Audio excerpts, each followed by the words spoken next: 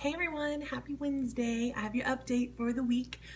Really exciting. We are welcoming a new old team member. When I say that is because Britlin Boudreau, who's been working at Spanish Trail for the last 2 years, has decided to migrate over to join our LVCC team. She's going to be settling into a position at the resort front desk. So obviously her skill will transfer as well as her shining personality and amazing smile. So welcome, Britlin. We are so excited to have you here at LVCC. Guys, I want you to make sure that you're checking your humanity messages. Everyone's being invited to a series of meetings called Right the Wrongs.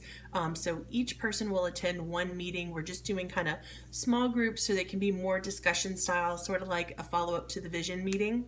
And these meetings are focusing on ways that we can own mistakes that we make as a team towards clients and patients and work to make them right. We're just working to make sure that everyone knows how they are empowered and feels empowered to right the wrongs with our clients when we make a mistake that we will inevitably continue to make as imperfect humans.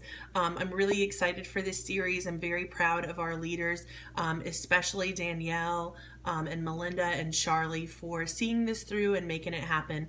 I think they're going to be really wonderful solutions to some challenges that you all have mentioned. Again, it's kind of part of the journey of good to great. So really excited to make that happen.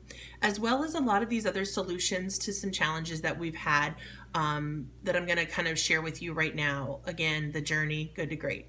So we want to add a mini fridge at the hospital front desk. Actually ordered this just this morning on Wednesday.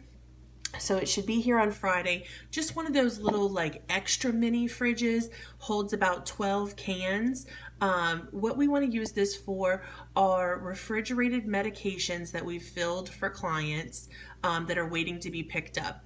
That way there's not the confusion or the fuss of trying to figure out where else in the hospital it could be. So this would be for oral meds, for insulins, for special order injectables, for medications that maybe are getting ready to be discharged from a hospitalized patient, those kind of things. All will go in this little mini fridge that's going to go below the hospital front desk. The other thing that we'll be able to keep in there are IDEXX samples. We are going to start doing a bit more business with IDEXX as a reference lab, and a lot of our lab samples have to be refrigerated while they're waiting to be picked up for shipping. So the way that this would work is that we will have a basket that goes within this fridge for the lab samples to go in, and then we'll have a box that's prepared, or an envelope, depending on the volume that we have, that'll sit right on top of the fridge. So you can take the accumulation of samples, slide them in the box when the FedEx people get here, and hand it to them. It'll all be ready to go. And that'll happen pretty routinely. After we get the fridge, we'll do some dry runs to figure out and perfect that, and we'll nail it down with the customer care team, as it'll be kind of their journey there forward. Okay, so mini fridge coming soon. The next great thing that we're working on is renovating our bathing area that's within the kennel at the resort. So there's kind of two bathing areas in the resort, one that's within the finishing room, and then the other that is in the actual kennel area. And we've been having all kinds of problems with just the wear and tear that bathing 50 plus dogs a day has on an area, as well as just battling humidity and mold, mildew, etc. So we are going to be putting FRP material going up the walls in there, as well as replacing our baseboards with a stainless steel baseboard. That'll help a lot with keeping those areas clean and free from so much of the grime and gross that we deal with. So that project is going to be starting this weekend. That just means that we have to kind of modify our workflow a little bit, and we won't be able to use it for a week. It's a really bold move that we're making, doing that on Memorial Day weekend, but Melinda and I think we've got it nailed down to where we can make it work with 2 tubs. If we need, we will utilize the grooming van for some baths on Monday, as well as we can also set up a tub area outside, make a nice covering. We've done it before, we can do it again, all kind of part of that journey of making it great again. Just wanted to share with everybody that that's what's up. Definitely don't want to discourage any clients from getting baths. In fact, we want to continue to encourage people to use our bathing and spa services. Just because we're kind of having this construction, don't feel like you need to limit us on volume. We can take it, we can do it, we're totally ready, and it's going to be awesome. Just wanted everybody to know that that's what's up. Okay, the next thing that I wanted to go through is some details about eye care terminals. By special request of our financial fairy, Beryl, this is really, really tough, and we can do some things to make her job much easier. Here it comes. When you are putting in an eye care payment or processing an application, you need to make sure that you use the client's full first name and full last name. We've been seeing a lot of little abbreviations like Sarah J instead of Sarah Judice. Okay, well, you guys know the volume that we process those. When we need to go back and look or search for a transaction, you can either search by total or you can search by name. Much easier to search by name if there's the full name. So without exception, never abbreviate, never think, hey, I'm going to circle back and fill in the rest of the name. Do it right the first time. Full first name, full last name. Very, very important. Okay, the next thing that I wanted to go through are hazardous waste for clients who take injectables home. So insulin's very obvious, but we're doing a lot more home medicating with injectable meds. And so we will have a tendency to prepare the vials, give syringes, give needles, kind of set them up with everything that they need, except for we're not talking to clients about how to dispose of things, and everyone's seemingly really mindful of waste, thankfully for our earth, but it is also our job as a team to instruct them on how to care for the disposal of the medications that we're sending home. I'm a big fan of the Safe Clip needle clippers, and this was a suggestion from Kaylin, because what Kaylin's facing at the front desk is that clients will return with their supplies and want us to dispose of them. Well, that's not fair, and it's a very high cost for us to do it too. Instead, for just a few dollars, you can sell them a Safe Clip needle when you're preparing the rest of their home supplies, one of the little needle clippers, and show them how to use it. They just stick the needle in, they click the little clicker. I wish I had a demo here, but they just click it and it clips the needle off. Then they can throw the syringe away, and then once their clipper is full, I mean, it holds hundreds of needles. Once it's full, they can throw that away on its own because it's impermeable, and it can just be considered general waste at that time. They don't have to dispose of it in any other special way. Really important that we start doing this and doing it better. This is the standard, y'all. You have to do it. Clients are very willing. They'll understand that that's part of the process. And who is not going to prefer that in their home versus these gallon Ziploc bags or boxes full of needles? It's really a win for everyone. So make sure that you include that in.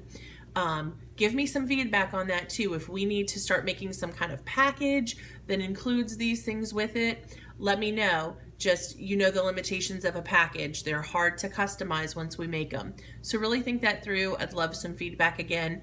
The simplest thing, just build it into your conversation with the client is what I'm trying to say. Okay, next thing, a little bit of a soapbox here, but y'all, that break room is super junky. We have to do better. Please make sure that you're cleaning it and picking up after yourself. The other day I went in the break room and I saw dirty Tupperware, like by the dozen, stacked up on top of the fridge. That's disgusting. Let's please not do that. Just pick up after yourself, or be okay with those things just getting thrown away, which is what I think should happen if they get left behind. Okay, the next thing, really exciting. If you don't know this, Alex has been really fighting hard to make sure that exotic pets care is standardized through our system. And I feel like we are there now. We've got it. Couple little tools that we have going on. One is, I don't want to miscredit, so I'm just going to say the customer care team, that I don't know who. Someone on the customer care team made a brilliant chart that we have that describes which doctors will see which species of pets. So it's very easy to read, very colorful. Whoever did it, brilliant job. Wish I could credit you here. So we've got that as a piece. What Alex did then was she went and tagged in common services, hospitalizations, treatments, etc., that we would treat exotic pets with, and that charges would accumulate under. And whatever they are, we've tagged them with the word exotic in front of it. So as an example, exotic radiographs, exotic ultrasound, exotic nail trim, whatever it is, it has exotic. And if you didn't see what you were looking for, you would know to default to the regular charge. Everybody knows that Dr. Ryan has an incredible special interest and talent in this area. However, he's not the only one, so we can't rely on him to have all the calculations of drugs that go on. So that's kind of the next phase that we'll go into. Right now, we've focused primarily on identifying which vets can see which species with comfort, so we're not always having to ask. We've also identified treatments and services in Avamark, and we've composed them as single line items, as well as we have the same kind of format that I told you, exotic pet treatment plan groups that are made. So this is how we're ready to start. I think that it's kind of been a soft start and building up, and these are just more tools for you to utilize as we go forward. The last thing that I wanted to make sure that I stressed is what to do in the time that maybe we have a demand for a pet to be seen, but we don't have a doctor who has an expressed comfort level with seeing that pet. Instead of asking and causing undue stress or wait time for the client, for yourself, for the doctor and team, it's probably best if you see that you have a veterinarian who's working, who's not comfortable and confident and willing to see the pet who is maybe on the phone or in the lobby with a need. Every team member is empowered to directly refer them to the Small Animal Exotic Center at LSU. That's the nearest referral center. They don't have total increased fees to see these exotic pets. They operate 24/7 and on an emergency basis. So any pet in need who couldn't wait to see a doctor at their next available shift here who would be willing could be directly sent to LSU. And I understand that it's a little bit of a drive and some people may have an apprehension to do that. However, we just can't treat them. And this is the next best thing, I really feel. So again, as a resource for all of the team on that quick guide with the service listing for each veterinarian, at the bottom there, we're going to have tagged the LSU Small Animal Clinic contact information, their phone number, their email, and the physical address, and it's within the LSU Vet School. So I just wanted to make sure that everyone understood this is how we're tackling seeing exotics, treating all creatures as we say that we do. Really important that everybody's on board with this so we don't have to waste time with side notes, with work list messages, physically going to find a doctor and saying, hey, would you? It's really all spelled out there, and we can keep it up to date if those preferences evolve over time. Okay, the last big thing, really important, we've been struggling a lot with double filled medications, and I could speculate how this happens, but I don't understand it. However, it's happening. So as a remedy to try and resolve this from happening again, came up with this little system. Let me take you through how you would use this. If you answer the phone and a client is calling to refill a medication or to ask for a medication that was once directed by a doctor that they're now ready to pick up, or you have a doctor who's on the phone following up with lab work or something, and now they're recommending a specific new prescription or refill prescription for a client. In other words, in these situations, the client is not in the building and is going to be coming to pick up a medication. We have created a line item under the treatment section called FTRX, and it stands for Fill This RX. So it's just a line item, code FTRX, or you can just search for Fill or RX, and it's going to come up for you. And there's a colon behind it, so you're left with space in the description to type what you want. This process would indicate that that prescription needs to go in. And once you put it in, it automatically posts, but it doesn't post to medical history for the client to see if they were to pick up charts. So it won't print on their chart, won't print on their invoice. It's really just an internal kind of code for us. And it also, as soon as it goes into the record, it posts to the lab nurse work list message. So then when they open the work list message and open the actual message, it's going to say, fill this prescription for this patient, and you can just type in. It could be gabapentin, Galliprant, any kind of insulin. I mean, anything that you need filled that the client's going to be coming to pick up. So once you put it in the history, if you wanted to add some extra notes, like, a client also needs this, or client has a preference in packaging or whatever, you can go to the work list message and add those, because that's where the lab nurse is going to check. They're going to fill those. So then when the lab nurse opens the message and decides that they're ready to fill that prescription, they'll actually go into the patient record and they'll enter the actual prescription or choose refill for the first time. I like this system for two reasons.